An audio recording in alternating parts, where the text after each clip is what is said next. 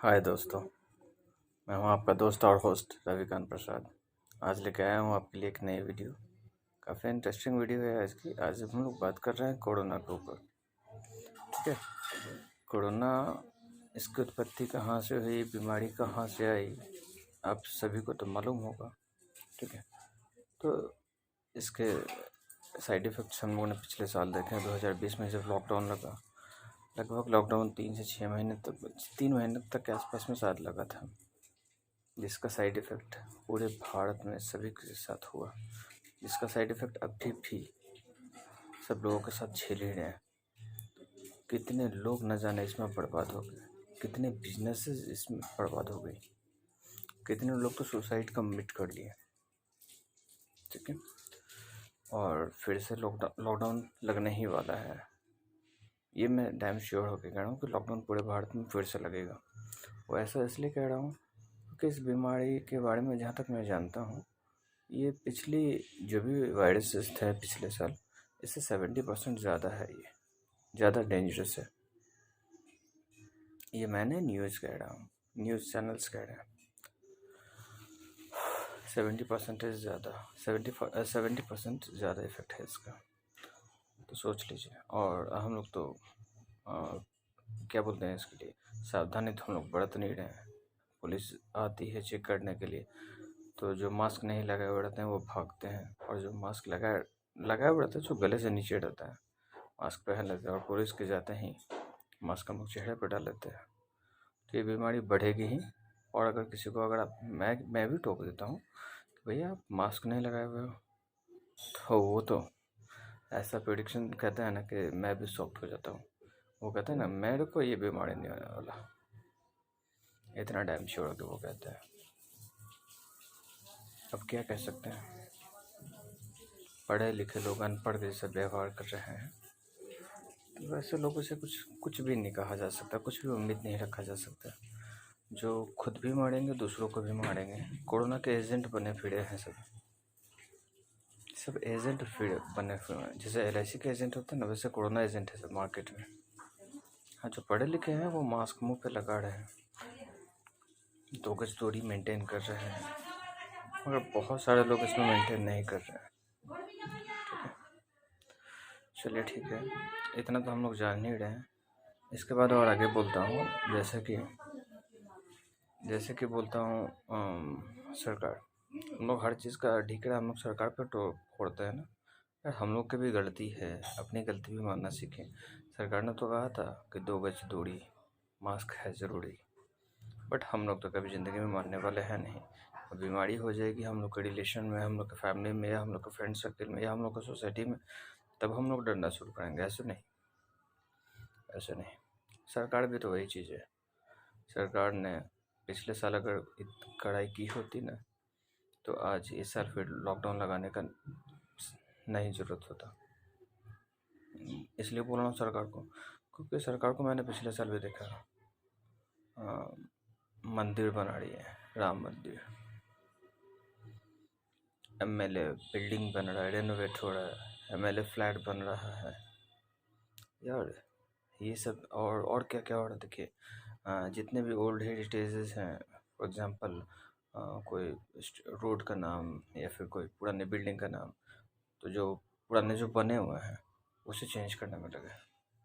भैया ये अगर इतना ही आपको करना था ना जनता के लिए, तो अगर आप हॉस्पिटल बना रहे होते, जो इतना आप बेच रहे हैं ना प्राइवेट सरकारी संपत्ति, हम लोगों की संपत्ति, अगर आप हॉस्पिटल जो प्राइवेट है उसको अगर गवर्नमेंट की तरह फ्री कर देते ना, तो जितनी मौतें आज हो रही हैं इस कोरोना बीमारी की वजह से, जितने इंश्योरेंस कंपनी को नुकसान हो रहा है, जितने देश को नुकसान हो रहा है, इतना नुकसान कभी भी नहीं होता। सरकार भी गलत है।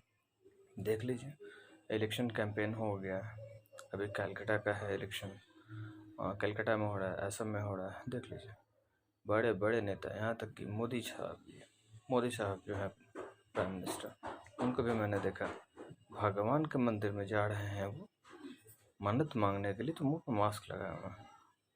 और इलेक्शन कैंपेन जहाँ पे पब्लिक है वहाँ विदाउट मास्क, क्यों है ऐसा? क्यों है ऐसा?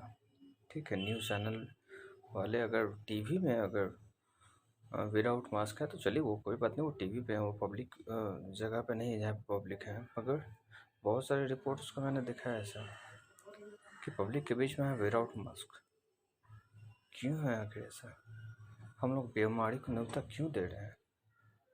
मरना है, अगर मरना भी चाहते हैं, ठीक है, बहुत सारे लोग हैं जो सुसाइड करना चाहते हैं, तो भैया जीते जी किसी के लिए कुछ नहीं कर सके तो मरने से पहले एक इंश्योरेंस करवा लो, LIC करवा लो, ठीक है, मेरे ही नाम से करवा लो। पैसा नहीं है तो मैं पैसा दे दूंगा, नॉमिनी में मेरा नाम डाल देना, ठीक है, ताकि मेरा फ़ायदा हो सके, मेरा फ़ायदा हो सके। जीते जी तो किसी का फ़ायदा नहीं किया, सिर्फ स्वार्थी मेरा का, तो मरने के बाद तो दूसरे का फ़ायदा कर दो। सुधर जाओ भाई, सुधर जाओ, ज़िंदगी बार बार नहीं मिलती है, यही कहना चाहूँगा। सब कुछ सुधरो, तभी ये देश सुधरेगा, और नहीं तो देश तो बिक तो रहा ही है। मुझे तो डर लग रहा है, जैसे सरकार सब चीज़ बेच रही है, कि ये हमारा आपका डेटा भी अगर बिक गया प्राइवेट वालों के हाथ में, तब तो गया भैया। और अगर आर्मी बिक गई तब तो देश को 5 मिनट भी नहीं लगेगा गुलाम होते हुए। इसकी कोई गारंटी नहीं कि ये भी नहीं बिकेगी। सोचिए, थोड़ा सोचिए, ये देश हमारा है, कोई दूसरों का नहीं है। जिस तरह से ये घर हमारा है ना, ये घर मेरा है, मेरे परिवार मेरे हैं, मेरी पत्नी मेरी है, मेरी गर्लफ्रेंड मेरे हैं, उसी तरह ये देश हमारा नहीं मेरा है, मेरा है ये देश। थोड़ा सोचिए,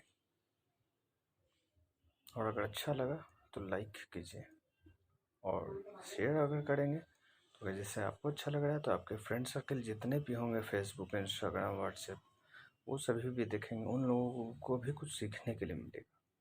तो भैया लाइक शेयर सब्सक्राइब कीजिए, ताकि मैं ये समझ सकूं कि हाँ, आप लोग भी मेरे साथ हैं।